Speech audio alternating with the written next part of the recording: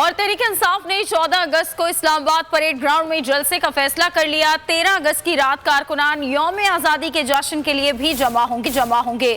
عمران خان حکومت کو نئے انتخابات کے لیے ڈیڈ لائن دیں گے۔ شاہ محمود قریشی کہتے ہیں کہ 13 اگست کو بہت بڑا اجتماع ہوگا اور عمران خان خطاب کریں گے۔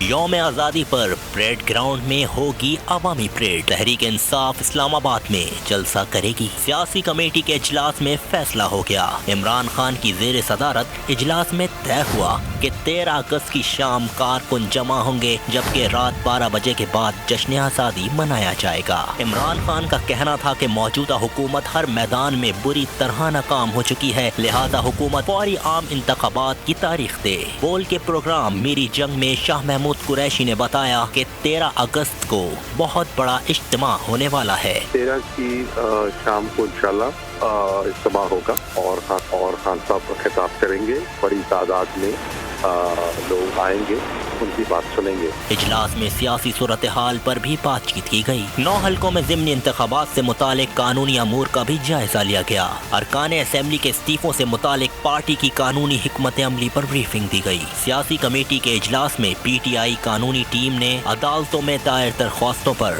پیش رفت کے علاوہ آئندہ کی حکمت عملی کے لیے مختلف تجاویز پر بھی غور کیا۔